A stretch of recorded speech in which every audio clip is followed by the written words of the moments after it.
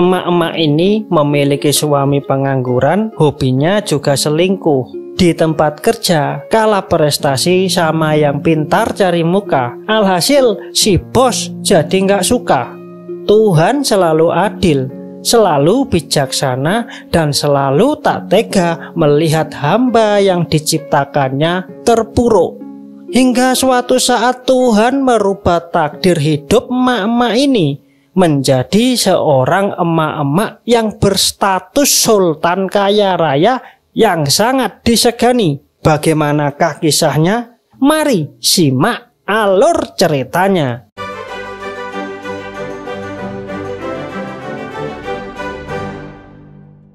Christine adalah seorang emak-emak wanita karir yang menjadi tulang punggung keluarganya. Christine sungguh bernasib malang karena semua hasil kerjanya dan ide-idenya tak pernah dihargai bosnya di kantor.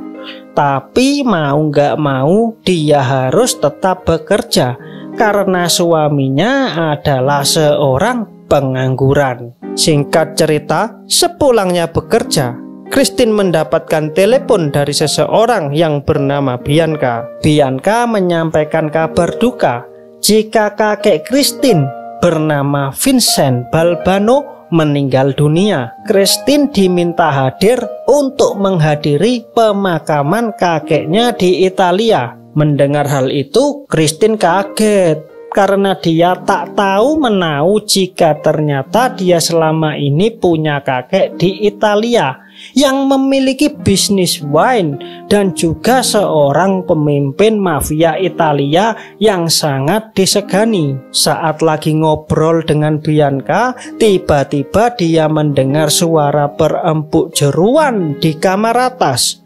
Ternyata itu adalah perselingkuhan antara suaminya dengan mantan guru les anaknya.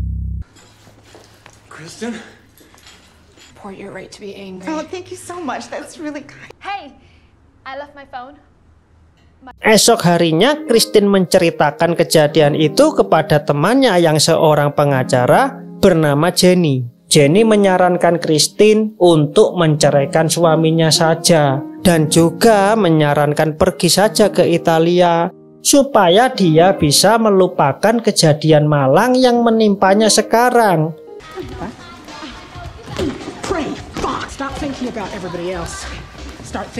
Pada akhirnya Christine memutuskan terbang ke Italia. Sesampainya di bandara Roma, Italia, Christine bertemu dengan seorang pria pribumi Italia yang sangat tampan bernama Lorenzo. Diketahui Lorenzo sedang menjemput tantenya bernama Esmeralda. Di situ Christine pun merasakan cinta pada pandangan pertama dengan Lorenzo. Dan Lorenzo pun juga merasakan hal yang sama, sehingga mereka berdua bertukar nomor WA. She wants me to ask for your number, but don't worry. Well, I'll call you. Tak berselang lama, Christine dijemput dua orang anggota mafia yang dikirim Bianca. Christine langsung dibawa ke acara pemakaman kakeknya di gereja Italia. Di sana Christine bertemu Bianca dan Fabri. Fabri adalah saudara jauh dari Christine. Saat akan perjalanan ke pemakaman, tiba-tiba rombongan mafia Christine diserang oleh gerombolan mafia musuh, sehingga terjadilah baku tembak. Benedica Dio Onnipotente, Padre, Figlio.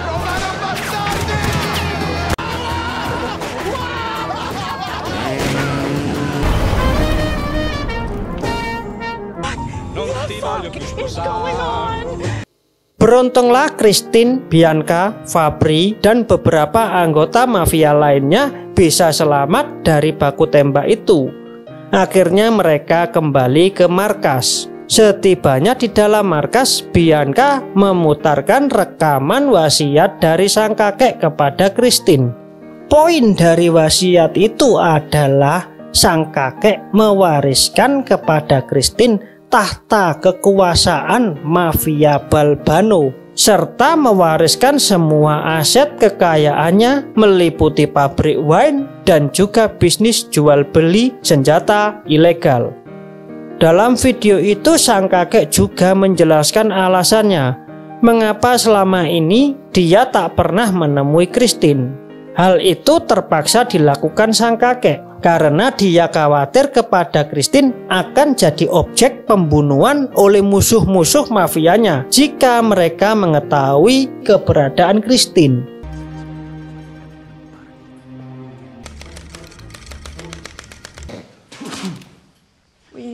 I'm your grandfather, Giuseppe Balbano. It's you. If the boss says you are the boss now. Mendengar wasiat sang kakek, Christine awalnya tak mau menerima tawaran dari kakeknya.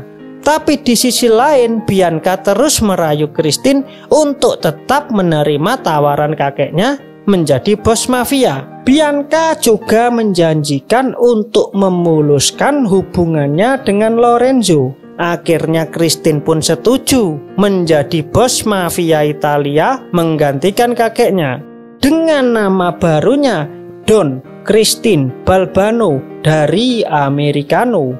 Esok paginya Bianca mengabarkan jika kelompok mafia yang menyerangnya tempo hari itu adalah kelompok mafia Romanos yang dipimpin Don Carlo Romanos. Don Carlo juga mengadakan pertemuan untuk meminta sebagian wilayah kekuasaan mafia Christine.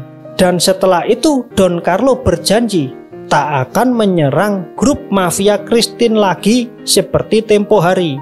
Setibanya di markas Don Carlo, tanpa berlama-lama mereka berdua pun membicarakan tentang pembagian wilayahnya. Christine memberikan 2 wilayahnya di kota Formia, Italia. Awalnya mereka berdua membahas wilayah kekuasaan. Lama-kelamaan obrolan mereka berlanjut ke obrolan yang sangat panjang, hingga akhirnya membooking sebuah kamar hotel. Sesaat akan memulai adegan perempuk jeruan di kamar hotel, Don Carlo ternyata sudah memasukkan racun di minuman yang rencananya akan diberikan kepada Christine. Dan saat mereka akan meminumnya, tiba-tiba Don Carlo mendapat pesan WA, klunting. Saat Don Carlo sedang membalas chat WA itu, Christine yang melihat gelasnya terlalu penuh dan dia juga tak suka dengan minuman itu. Akhirnya dia menukar gelas miliknya dengan gelas milik Don Carlo yang isinya tak terlalu penuh. Hal itu dilakukan tanpa sepengetahuan Don Carlo. Dan yang terjadi setelah itu adalah Don Carlo yang meminum racun itu sehingga dia meninggal seketika. You must go to a meeting with our enemies. Donna Balbano! I'm sorry, I am Carlo Romano, the new boss. We'll have it in my hotel room, upstairs. I don't think I can hold on. I'm just gonna pee real quick. La donna bella. Your lungs will collapse. Oh my God. Am I okay? I'm okay. Oh my God. When he came, he screamed like a woman. Those monsters will stop it. Chocolatto.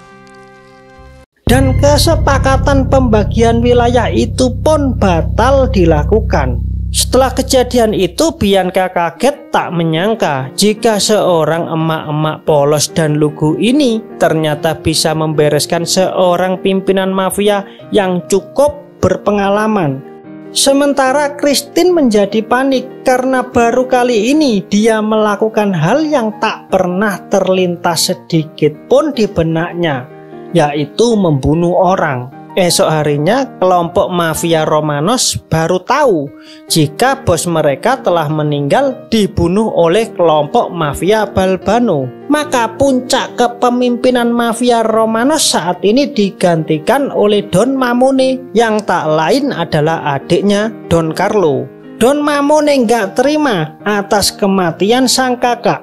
Kemudian dia menyuruh anak buah terbaiknya yang bernama Bruno untuk menghabisi Christine.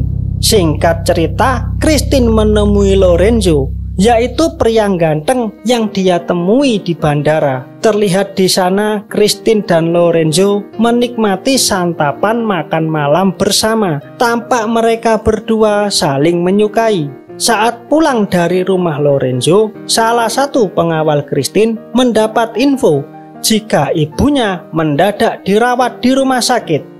Christine yang mendengar hal itu meminta kedua pengawalnya agar segera ke rumah sakit. Jadi malam ini Christine sendirian, dia tidak dijaga oleh siapapun. Saat di dalam rumah, Christine harus mengikuti meeting Zoom di perusahaannya di Amerika, yang berarti Christine belum resign dari tempat kerjanya yang lama. Saat meeting berlangsung, Christine mencoba menyampaikan ide-ide briliannya kepada bosnya. Tapi hal itu tak ditanggapi bosnya. Bosnya malah buang muka dari Christine dan malah sibuk diskusi dengan karyawan lainnya. Saking emosinya Christine, akhirnya Christine mengajukan resign hari itu juga. Tak lama setelah itu, rupanya Christine didatangi oleh Bruno. Bruno ini yang sebelumnya ditugasi Mamone untuk membunuh Christine. Tapi sebelum membunuh Christine, Bruno mencoba untuk memperkaos Christine lebih dulu. Melihat Bruno dalam posisi yang lengah, Christine mencoba mengambil kesempatan dengan memakai sepatu hak lancipnya. Dan Bruno pun tewas seketika. God, I forgot. I've got this work Zoom meeting. Oh, family first. I'm okay. I'll be fine. No entrada. Absolutely no entrada. No.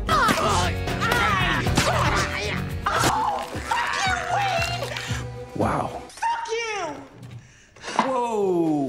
Keesokan harinya, Don Mamone meminta mengadakan pertemuan lagi dengan Christine untuk gencatan senjata atau perdamaian. Karena grup mafia Mamone telah putus asa menghadapi geng mafia dari Christine. Akhirnya resmilah perdamaian antara geng mafia Balbano dan Romanos. Singkat cerita, Bianca menceritakan jika kakeknya Christine walaupun berlatar belakang mafia yang penuh dengan kriminalitas, tapi sebenarnya dia adalah orang yang baik dan dermawan. Bianca dulunya adalah gadis kecil miskin yang hanya memiliki satu kaki, tapi dengan kebaikan hati sang kakek menganggap Bianca seperti cucunya sendiri dan membelikan satu kaki palsu yang sangat canggih. Singkat cerita, Christine mengumpulkan semua anak buahnya. Dia mengumumkan akan membuat apotek yang keuntungannya sebagian besarnya disumbangkan ke orang miskin. Dan juga Christine akan melegalkan bisnis jual beli senjata yang saat ini dikelolanya. Diketahui Christine menjalankan bisnis resmi dan legalnya ini dibantu oleh seorang polisi yang sudah sejak lama bekerja untuk mendiang kakeknya. Singkat cerita, semua bisnis yang dikelola Christine berhasil dan sukses. Dan sejak saat ini, Christine mendapat predikat sebagai orang yang dermawan karena Christine selalu memberikan obat-obatan gratis kepada orang miskin. Sementara untuk masalah percintaannya, hubungan Christine sudah semakin dekat dengan Lorenzo. Keduanya sempat terlintas angan-angan untuk prosesi acara lamaran. Singkat cerita, suatu hari Christine akan diserang oleh seorang pria. Namun pria itu berhasil ditangkap oleh dua pengawal Christine. Ternyata pria tersebut adalah suaminya Christine. Suaminya datang karena semenjak Christine resign dari tempat kerjanya, rekening keluarganya mulai tak berbunyi kelunting lagi. Kelunting alias tak terisi lagi. Sementara kita semua tahu jika suami Christine ini adalah seorang pengangguran. Mendengar hal itu, semakin mantaplah niat Christine untuk bercerai dan menyuruh suaminya pergi dari Italia. Singkat cerita, Mamone mengajak Christine untuk mengadakan pertemuan lagi. Mamone komplain kepada Christine karena semenjak dia berbisnis yang legal dan resmi, yaitu bisnis wine, apotek, dan juga jual beli senjata yang resmi, polisi yang dulunya membantu Mamone di dalam bisnisnya sekarang tak membantu Mamone lagi. Sehingga bisnis Mamone saat ini mengalami kerugian yang sangat besar. Christine pun menyadari hal itu dan menyuruh Bianca untuk mengurus kendala yang dihadapi Mamone. Bianca ditunjuk Christine karena Christine telah memberikan sebagian kekuasaannya kepada Bianca.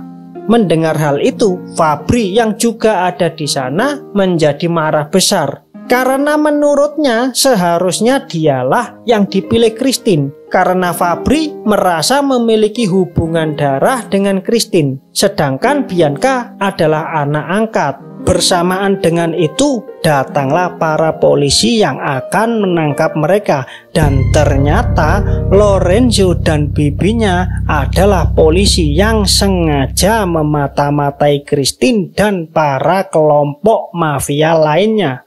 Jadi sebenarnya Lorenzo tidak benar-benar mencintai Christine. Setelah itu terjadilah baku tembak di antara mereka. Lorenzo? Oh my God, you're a cop? Not fucking God.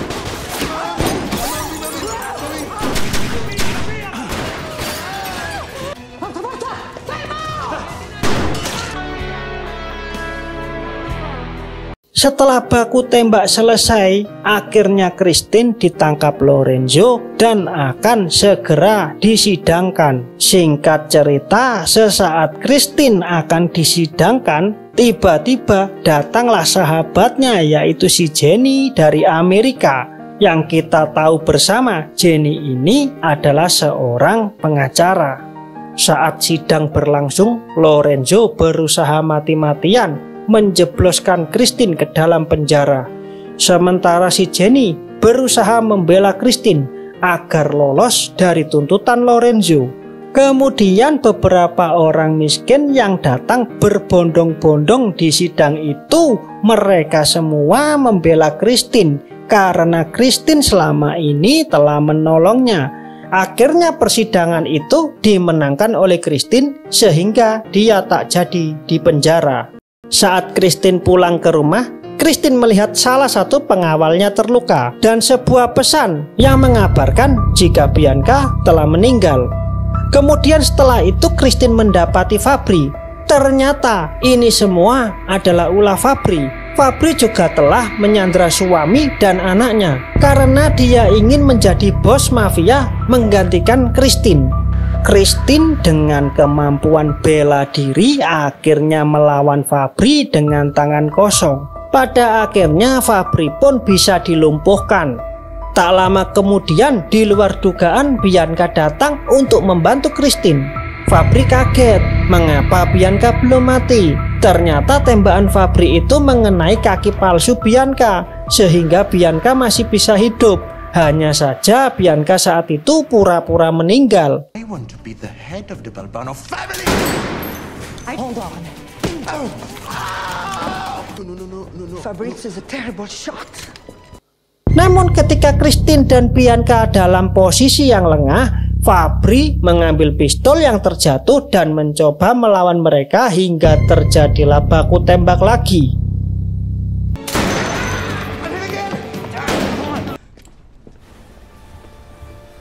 Hingga akhirnya Fabri berhasil membuat Christine terpojok. Hal itu membuat nyawa Christine terancam. Dan inilah yang dilakukan Christine.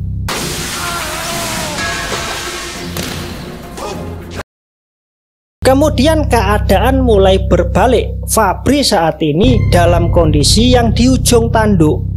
Karena sedikit saja Christine melepaskan tangannya, Fabri akan segera dijus dengan mesin penggiling anggur. Di sini Christine memberikan pilihan pada Fabri.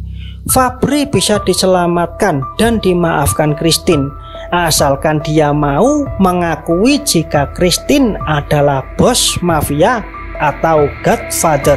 Tapi Fabri tak sudi mengakuinya. Dan akhirnya Fabri meninggal dengan masuk ke dalam mesin penggiling anggur sehingga menjadi jus anggur Cak Fabri.